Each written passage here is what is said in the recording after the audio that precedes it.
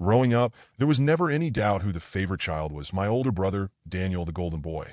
He was the one my parents fawned over, the one who could do no wrong. It didn't matter what I did, I was always in his shadow. Daniel had a way of charming everyone around him, from our teachers to our neighbors. My parents practically idolized him. He was the star athlete, the life of the party, the son every parent dreamed of. And me? I was the quiet, awkward one, always in the background, always trying and failing to measure up. While Daniel soaked up the praise, he made my life a living hell behind closed doors. He mocked me for being shy, called me weak, and belittled my accomplishments in front of my parents. Whenever I did well at school or won an award, he'd find a way to tear me down, making sure no one noticed. And it worked. He'd sabotage me every chance he got, planting little seeds of doubt in my parents' heads until they believed I was the problem. By the time we reached adulthood, the dynamic hadn't changed. Daniel had started his own investment firm, and to my parents, he was a genius. They brag about him constantly, his success, his ambition. Meanwhile, I had built a quiet career in IT, but my achievements never seemed to matter. To them, Daniel was the one worth celebrating, and I was just there. Even though we were adults, Daniel's bullying never stopped. He'd make backhanded comments at family gatherings, always with a smile that seemed charming to everyone else but me. He'd flaunt his success, drop hints about how I'd never really amount to anything, and laugh it off like a joke. My parents ate it up, convinced that Daniel was the golden child who could do no wrong. What they didn't know, what none of us knew, was that the perfect image Daniel had built for himself was a lie. And when it all came crashing down, I was the one who would light the fuse. It wasn't just emotional bullying. Daniel's manipulation ran far deeper. When he started his investment firm, he convinced our parents to invest their entire savings into his company. They didn't hesitate for a second. After all, Daniel had never let them down before, right? But then he turned his sights on me. Daniel began pressuring me to hand over my inheritance, the money my grandparents had left me, which I'd been saving for years. At first, I refused. I wasn't about to risk my future on Daniel's flashy promises, especially given our history. But he wouldn't let up. He reminded me of every time I'd supposedly disappointed the family, how I owed it to them to help ensure his business would succeed. He played on my insecurities, making me feel like I needed to prove myself to my parents. Reluctantly, I caved. I handed over the money, hoping that maybe, just maybe, this would finally make my parents see me as an equal or give me some peace in my relationship with Daniel. But deep down, I knew something wasn't right. Months passed, and at first, the returns from Daniel's company seemed too good to be true. My parents were ecstatic, boasting to everyone about how brilliant Daniel was. They treated him like a financial genius. But something gnawed at me, a feeling I couldn't shake, a sense that beneath all the success and charm, something was terribly off. Then, one night, everything changed. I was at a family dinner when I overheard Daniel on a phone call. It had been a typical gathering, with my parents gushing about Daniel's latest business ventures and subtly comparing his success to my quiet life. I was used to it by now, tuning out the conversation while picking at my food. But that night, something was different. Daniel was acting off. Midway through dinner, Daniel excused himself, phone in hand, and slipped into the next room. I wasn't paying much attention until I heard his voice change from his usual smug, confident tone to something more urgent. My curiosity got the better of me, and I moved closer to the door, leaving it slightly ajar so I could listen. What I heard stopped me in my tracks. Daniel was talking about moving money around and making sure that certain investors didn't catch on. His words were sharp, tense. I heard him mention offshore accounts, shell companies, and backdoor deals, but then he said something that made my stomach drop. One wrong move and this whole thing collapses. We can't afford to get sloppy now. I stood there, frozen in disbelief. This wasn't just business talk. This was illegal. Daniel was hiding something big. He was involved in something shady. And if he was talking like this, it meant it was already spiraling out of control. I couldn't believe it. The golden child, the one who had always made me look like a failure in comparison, was wrapped up in something criminal. The same brother who had pressured our parents to invest their life savings into his firm was now casually talking about dodging investors and shady financial maneuvers. I felt a wave of anger and panic wash over me. What if my parents lost everything because of this? They had put all their faith and their money into Daniel. And then there was me. I had foolishly given him my inheritance, believing maybe this was the one way I could finally earn my family's approval. The thought that all of that could be gone in an instant, thanks to his reckless greed, made my blood boil. I was tempted to burst into the room and confront him right then and there, but I stopped myself. Daniel was slick, and if I challenged him without proof, he'd just find a way to turn it all back on me. He always did. I needed hard evidence, something that my parents and eventually the authorities couldn't deny. As I stepped away from the door, the weight of what I had just overheard settled in my chest. This wasn't just about a sibling rivalry anymore. It was bigger than that. My parents' financial future, and possibly mine, was on the line. If Daniel's company collapsed because of his illegal activities, we could all go down with it. I knew one thing for sure. I couldn't sit by and let him destroy everything. But taking down Daniel wouldn't be easy. He had been the golden boy his whole life, and I'd been cast as the jealous, underachieving brother. If I made any move without concrete proof, not only would my parents never believe me, but Daniel would find a way to ruin me. I walked back into the dining room, my face carefully neutral, while my mind raced. I sat back down at the table, listening to my parents rave about Daniel's success. I smiled and nodded, pretending I hadn't just discovered my brother's dirty secrets. But deep down, a fire had ignited inside me. I would find out exactly what Daniel was hiding, and I would bring him down. After that night, I couldn't stop thinking about what Daniel had said on that phone call. His empire, which my parents revered so much, was built on lies and shady deals.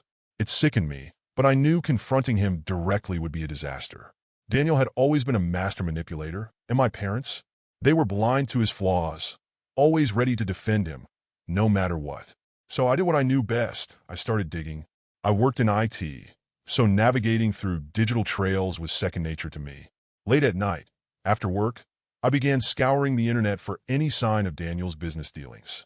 I looked through public financial records, investor forums, and with some less-than-legal tactics, even got access to some of his internal documents. What I found wasn't just disturbing. It was proof that Daniel was in deeper trouble than I could have ever imagined. There were falsified financial records, secret offshore transfers, and emails to investors promising returns that didn't exist. Daniel wasn't just manipulating the system. He was running a full-blown scam. My heart raced as I pieced it all together, the weight of the situation bearing down on me. My brother was a criminal, and my parents were completely oblivious, continuing to pour their trust and money into him. I didn't know what to do. Part of me wanted to protect my parents, to shield them from the truth, but how could I let Daniel's crimes slide? How could I stand by while he defrauded not just strangers but our own family? I couldn't go to my parents without proof. Daniel would twist everything, and I'd end up looking like the jealous little brother again.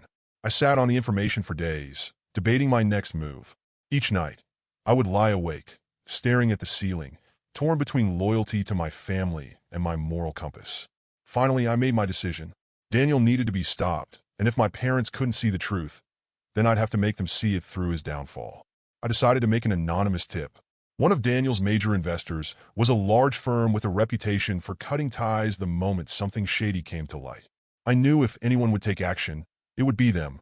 I carefully gathered the evidence I had found. Fake financial statements, proof of his offshore accounts, emails where he blatantly lied to investors, and sent it all anonymously to the firm's whistleblower hotline. After I hit send, there was no going back. A wave of anxiety crashed over me. What would happen next? How would Daniel react? What would my parents say when the company they had invested everything in came crumbling down? For a few weeks, nothing happened, and I started to wonder if my tip had even been noticed. But then, the fallout began. Investors started pulling out.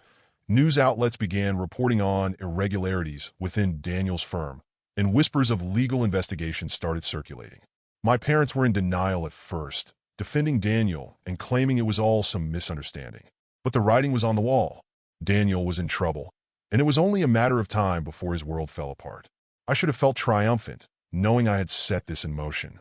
But all I could think about was the storm that was coming, and how unprepared any of us were for the consequences. Daniel's business unraveled faster than I could have ever anticipated. Once the investor I had anonymously tipped off began to dig, they uncovered even more dirt than I had imagined. Other investors soon followed suit, launching their own investigations into Daniel's shady deals. The domino effect was immediate. Lawsuits piled up, and within weeks, Daniel's once thriving firm was on the brink of collapse. It felt surreal, watching everything come apart so quickly. The media picked up the story, headlines calling out Daniel's firm for fraudulent practices. The business world, once enamored with my brother's supposed brilliance, turned its back on him overnight. Investors pulled their funds, employees began jumping ship, and Daniel's reputation was completely destroyed. My parents, however, were living in a different reality. They were in complete denial. Despite the mounting evidence, the lawsuits, and the undeniable collapse of the firm, they refused to believe that Daniel had done anything wrong. They still clung to the image of their golden child, convinced this was all some big misunderstanding or worse, a smear campaign against him. I can't tell you how many times they came to me, pleading for me to help Daniel. They wanted me to give him more money, to help bail him out so he could fix everything, as if money could undo the damage he had done. Every time they asked, my blood boiled. Couldn't they see that he was the one responsible for this mess? That there was no saving him? But they couldn't or wouldn't accept the truth. To them, Daniel was still the perfect son who could do no wrong.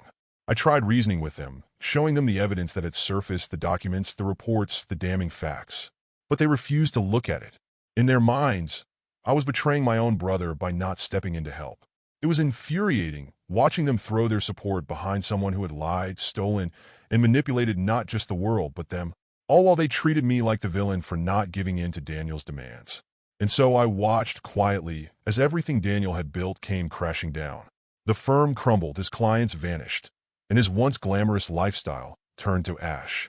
Part of me wanted to feel triumphant, knowing I had been the one to light the fuse. But instead, I felt hollow. Despite everything, my parents still refused to see the truth. They believed in Daniel until the very end, even as the evidence mounted and their finances, tied up in his company, were reduced to nothing. It was like watching a slow-motion train wreck, powerless to stop it, even though I had been the one to start it. As Daniel's company crumbled, even darker truths about his life began to surface, and it shook me to my core. I'd always known he was manipulative, but I never imagined the depth of his deception. During the fallout, one of the most shocking revelations was that Daniel had a serious gambling addiction. For years, he had been siphoning money from his firm to fuel his habit, covering his tracks with fabricated profits and shady backroom deals. What made it worse, what really pushed me over the edge, was discovering that Daniel had been stealing from our parents long before his business went up in flames. All this time, they had invested everything they had into him, their golden child, never once questioning his character. They trusted him with their savings, their retirement, even their future, and Daniel had gambled it all away, piece by piece, without an ounce of remorse. It didn't stop there. As I dug deeper into Daniel's past, I uncovered something that sent a cold shock through my body. Daniel had framed me. Years ago, when I was a teenager, a large sum of money went missing from our family's accounts. I remembered the accusations flying around, the way my parents looked at me with disappointment and disgust, convinced that I had stolen from them. It didn't matter how much I protested my innocence. They believed Daniel when he pointed the finger at me. I'd been too young and too confused to defend myself properly back then. Now I knew the truth. Daniel had orchestrated the entire thing. He had stolen the money and pinned it on me, knowing full well that our parents would never suspect their perfect son. He had manipulated them into turning against me, all while covering up his own gambling addiction and financial misdeeds. The anger I felt at that moment was overwhelming. All those years of feeling like the family disappointment, all those years of being treated like the outsider, all because Daniel had lied. He had betrayed me and our parents, and they had fallen for his tricks every single time. I wanted to confront them with this revelation, to force them to see the truth. But a part of me wondered if it would even matter. They had always chosen Daniel over me, no matter how obvious his flaws were. Would they believe me now, after everything? Or would they continue to cling to the illusion of the golden child, even as his entire world crumbled around him? I wasn't sure, but one thing was certain. Daniel's confession had shattered more than just his company. It had torn apart the last remaining thread of trust that held our family together. And now, there was no going back. Eventually, the weight of everything became too much for Daniel. The collapse of his business, the lawsuits piling up, and the growing mountain of evidence against him left him with no way out. In a twist I never saw coming, Daniel did something I never imagined he'd do. He turned himself in. It was surreal, sitting in the courtroom, watching the brother I had known as a manipulator, a bully, and a fraud finally confront the reality of his actions. When he took the stand, the confident, charming facade that had always defined him was gone. For the first time, Daniel looked vulnerable, broken even. As he began to speak, the courtroom fell silent. He confessed to everything. The fraud, the gambling addiction, the shady deals that led to the collapse of his firm. It all came out. But what struck me the hardest wasn't the business side of his confession. It was when he turned to me, his voice trembling as he admitted to the years of torment he had put me through. The bullying, the manipulation, the way he had framed me to protect his own lies. He owned up to it all. I sat there, listening to him spill every dark secret, every lie that had defined our relationship. It was a strange moment, one that stirred up a whirlwind of emotions I wasn't prepared for. I should have felt relieved, maybe even vindicated. And to some extent I did, but there was also anger. So much anger at the years I had lost because of him, at the way he had turned our parents against me, at the fact that it had taken all this, his downfall, the destruction of our family's finances, and the collapse of his empire, for him to finally admit the truth. But as much as I wanted to hate him, I couldn't help but feel a sliver of sympathy. Watching him break down in front of everyone, I realized Daniel had been living in his own prison long before he confessed to his crimes. The addiction, the lies, the endless need to prove himself, it had all consumed him, and now it was over. His confession didn't erase the damage he'd done, to me or to our parents. But for the first time in my life, Daniel was owning up to his actions. And in that moment, I wondered if this was the first step toward him finally becoming the person I had always hoped he could be. Daniel's confession shattered our family in ways I hadn't anticipated. My parents, who had spent their lives believing Daniel could do no wrong, were left to grapple with the truth. Their golden child wasn't the man they thought he was. With their life savings wiped out, their financial security gone, and the reality of Daniel's fraud weighing down on them, they struggled to reconcile the son they adored with the man who had led them to ruin. I found myself caught in the middle of the emotional wreckage. On one hand, I was finally free from Daniel's constant manipulation, the years of torment and subtle bullying he'd inflicted on me. I didn't have to live under his shadow anymore. But on the other hand, the damage was done. My parents, now bankrupt, were completely lost. The people who had once sided with Daniel in every argument, who had blindly believed his lies, were suddenly turning to me for support. There was a part of me that wanted to push them away, to let them feel the isolation and rejection that I had experienced my entire life. The sting of being second best, always the afterthought, hadn't faded. I had spent years trying to prove my worth, only to be dismissed time and time again. But seeing them now, broken and devastated by Daniel's betrayal, I couldn't help but feel a twinge of sympathy. They had been victims of Daniel's lies just like I had. They had trusted him, handed over everything they had, and he had manipulated them the same way he had manipulated me. The difference was I had seen it coming. They hadn't. The dynamic between us shifted in a way I wasn't prepared for. My parents were humbled, desperate, and guilt-ridden for how they had treated me. But the wounds ran deep, and I wasn't sure if our relationship could ever be repaired. The betrayal had fractured something fundamental in our family. It was strange to be in a position where I could finally choose how to move forward. I had the power to walk away from the wreckage and leave my parents to deal with the consequences of their blind loyalty to Daniel, or I could try to rebuild, not just for their sake, but for mine too. In the months following Daniel's sentencing, I began to realize that as much as I had destroyed his business, his manipulation had left scars on me that ran much deeper than I'd acknowledged. His imprisonment gave me the space I needed to reflect on everything, on the years of bullying, the constant feeling of being overshadowed, and the way my own family had contributed to the emotional torment. At first, I wasn't sure how to move forward. The anger I felt towards Daniel was justified, but it was also exhausting. I couldn't let that bitterness consume me any longer. I had spent my entire life in Daniel's shadow, always trying to prove that I was more than the other child in the family. It had shaped who I was, but I didn't want it to define my future. So, I made a conscious decision to heal for myself. The first step was reconnecting with old friends, people who knew me for me, not through the lens of my family or Daniel's reputation. Surrounding myself with positive influences made me feel like I was reclaiming my own identity. It was liberating to spend time with people who valued me for who I was without the constant comparison to Daniel. Work also became a refuge. Throwing myself into my job was cathartic, allowing me to focus on something constructive. Every small success felt like a step forward, a reminder that I was capable of building something for myself without anyone's interference. I wasn't just Daniel's little brother anymore. I was carving out my own path. But the hardest part was mending the relationship with my parents. There was so much bitterness, so much history that we had never confronted. For years, They had refused to see the truth about Daniel, even when it was staring them in the face. And even though he had confessed to everything, his fraud, his gambling addiction, and how he had framed me, my parents struggled to come to terms with the fact that they had enabled his behavior for so long. Our conversations were raw and honest, the kind we should have had years ago. For the first time, my parents admitted their failure to protect me, their blindness to Daniel's manipulations. It wasn't easy for them to acknowledge, and it wasn't easy for me to hear. But it was a start. There were moments when the bitterness resurfaced, when I felt that familiar sting of resentment. It wasn't easy to let go of the anger, but I realized that holding on to it would only hurt me in the end. As much as I had been wronged, I didn't want to carry that burden for the rest of my life. The more my parents and I talked, the more we began to understand each other. They were trying to heal too, learning to see me as my own person, not just in the shadow of Daniel. It wasn't a smooth process, and we had setbacks, but there was progress. Slowly, we started to rebuild our relationship. They even started calling me regularly, checking in, asking about my life in a way they never had before. It was strange, but comforting.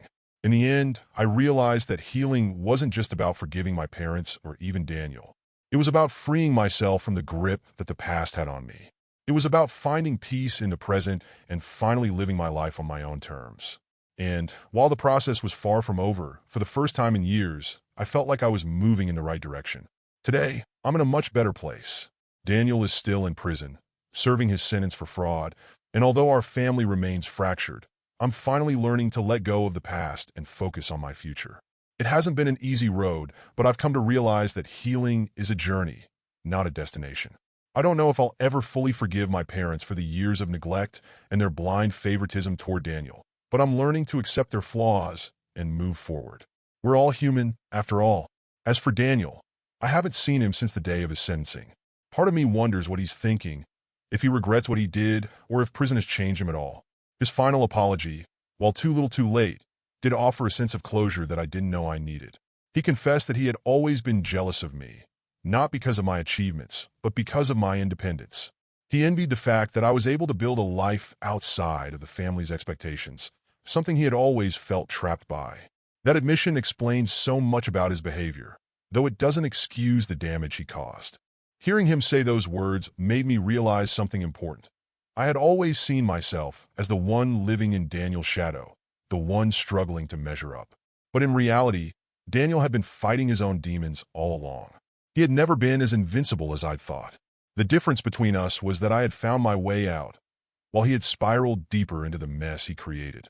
Now, I'm focused on building a life that's stronger and better than ever.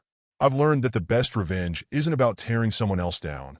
It's about rising above the situation and thriving despite everything. I'm working hard at my job, surrounding myself with people who truly care about me, and setting boundaries with my family. They're trying to rebuild the relationship, and while I'm open to the possibility of healing, I'm making sure it's on my terms. I don't dwell on Daniel or the past as much anymore. Every day, I'm learning to live for myself and to appreciate the life I'm creating.